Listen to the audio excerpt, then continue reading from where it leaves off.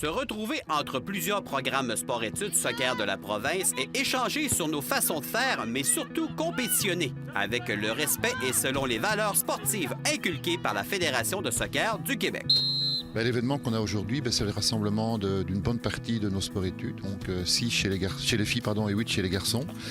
L'objectif était de recentraliser l'entièreté de ce qu'on fait, de façon à se comparer, de façon à s'améliorer.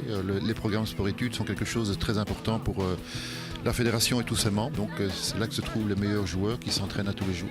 C'est situé et surtout échanger, et puis il ne faut pas oublier que le fil conducteur de tout, c'est la compétition.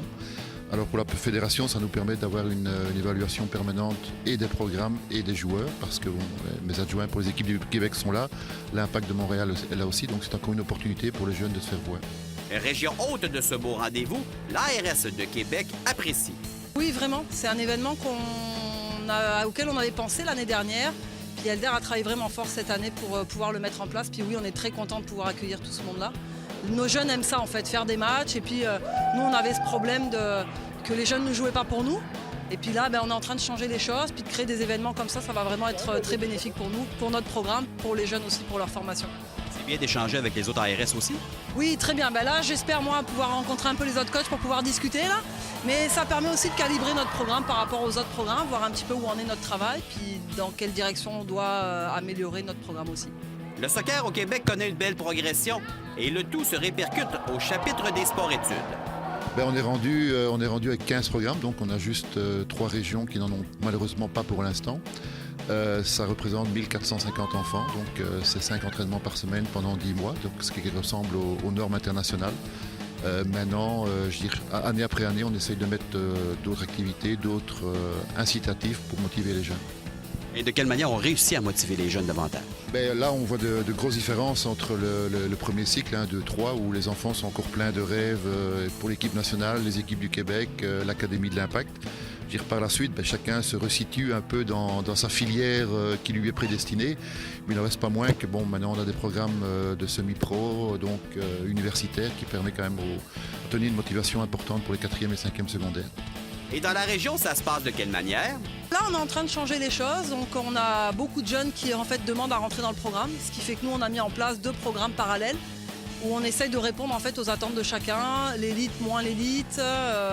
Donc, ça nous permet de vraiment former tous nos jeunes de la région, quel que soit le niveau dans lequel ils jouent. Parce qu'il y a beaucoup de demandes, donc il faut offrir des services aussi. C'est ça. En fait, là, jusqu'à l'année dernière, on avait un seul service pour tout le monde. Puis, en fait, on s'est rendu compte que nos jeunes n'avaient pas forcément les mêmes ambitions, les mêmes attentes envers le programme. Donc, on a essayé de mettre en place un produit, 2 produits, en fait, parallèles qui répondent aux attentes de chacun. Présent à cette compétition qui se tenait au Stade TELUS de l'Université Laval, le dépisteur-chef de l'Académie de l'Impact de Montréal ne voulait rien rater. Qui sait, peut-être qu'un des garçons sur place sera de l'alignement de l'Impact. De plus en plus, le bassin de joueurs devient de plus en plus important. On ne peut pas se contenter seulement de voir les sélections des Jeux du Québec ou les sélections... On est obligé maintenant de se disperser un peu partout parce que dans le sport-études, il y a encore des très bons joueurs qui ne sont pas forcément dans les sélections, mais qui ont un potentiel, parce que finalement, ce qu'on recherche le plus, c'est pas forcément le joueur qui est au moment présent le meilleur, mais peut-être celui qui a le plus de potentiel pour progresser. Ça nous intéresse beaucoup. Donc, il faut prendre contact avec les entraîneurs et peut-être même avec les parents du joueur aussi? Exactement, tout à fait. Lorsque moi, une première vision, c'est certain qu'on essaie de travailler en collaboration avec les coachs, en collaboration avec les entraîneurs cadres des régions, parce que c'est très important. D'ailleurs, on est obligé d'avoir des contacts comme ça, parce que de temps en temps, on se fait un petit réseau de contacts. Quand ils ont un bon joueur, ils m'appellent, et puis je peux aller voir. Et avec des événements comme celui organisé par la RSQ, il sera intéressant de vérifier la progression de nos athlètes au fil des années.